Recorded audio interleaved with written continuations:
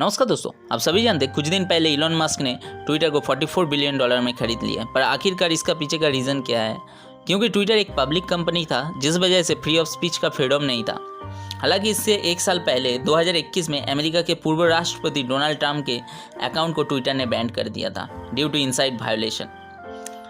Actually Donald Trump ने Twitter में कहा था कि the 75 million great American patriots who voted for me America first and make America great again will have a giant voice long into the future. They will not be disrespected or treated unfairly in any way, shape or form.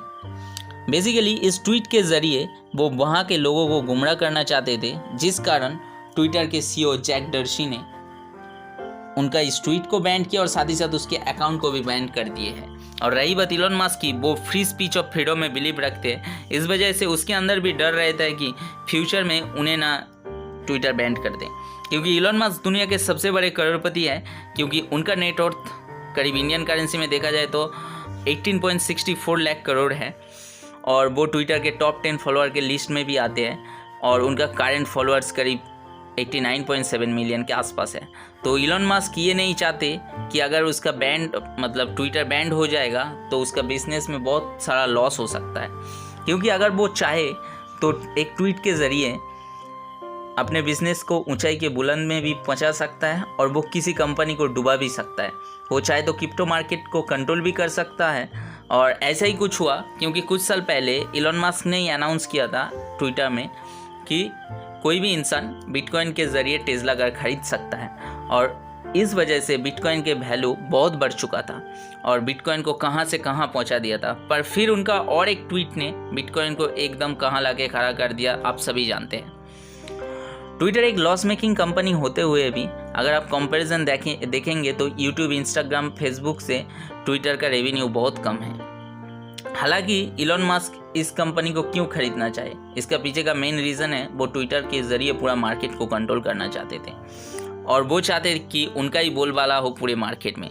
दूसरा कारण ये भी है कि Twitter के अंदर ज़्यादातर politicians, businessman, actor और बड़े बड़े सेलिब्रिटीज़ रहते हैं। तो इस वजह से वो जानते हैं कि इस प्लेटफॉर्म के अंदर सिर्फ पोटेंशियल लोग रहते हैं, जिस वजह से उनका बिजनेस में बहुत ज़्यादा बेनिफिट हो सकता है। आप लोगों के जानकारी के लिए बता दूं, इलॉन मस्क 2017 में एक ट्वीट किया कि आई लव ट्विटर। तब Business Insider editor Dave Smith reply किए कि why you should buy it then. तब इलॉन मस्क ने मजाक से ही पूछ लिया था कि हाउ मच इज इट। और आज वो दिन है, फाइनली अपने नाम कर लिए ट्विटर को $44 बिलियन देकर।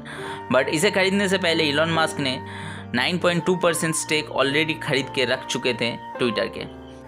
हालांकि 2022 के फर्स्ट क्वार्टर में ट्विटर का रेवेन्यू पहले से 16% ग्रोथ होकर $1.2 बिलियन हुआ है। वही फेसबुक का सेकेंड क्वार्टर में करीब $30 बिलियन हुआ है और वही यूट्यूब का $6.87 बिलियन हुआ है।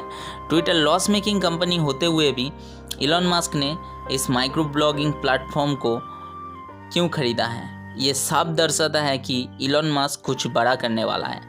हाल ही में उन्होंने मैकडोनाल्ड और कोका कोला का भी खरीदने का ट्वीट किया है। हालांकि वो कंफर्म कर दिए कि ये चोक था, जस्ट मजाक में ये लिखा गया है, क्योंकि इस प्लेटफॉर्म को वो फ्री स्पीच ऑफ फ्रीडम बनाना चाहते हैं, जिस वजह से इस ट्वीट को उतना ज़्यादा महत्वपूर्ण नहीं दिया जाता है।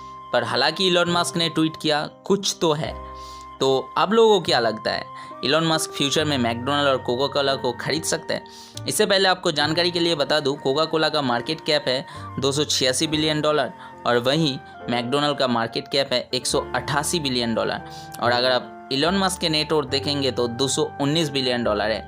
तो इलॉन मस्क की ये खुरापती आइडिया आप लोगों को कैसा लगा ज़रूर कमेंट कीजिए और ऐसे ही इन्फॉर्मेटिव और नॉलेजेबल वीडियो के लिए चैनल को लाइक, शेयर एंड सब्सक्राइब करके नोटिफिकेशन बेल ऑन कर दीजिए ताकि आप लोगों को नेक्स्ट वीडियो मिस ना हो। तो चलिए मिलते हैं नेक्स्ट वीडियो में, तब तक के लिए बाय बाय, जय हिंद, सत श्री अकाल, थैंक यू सो मच।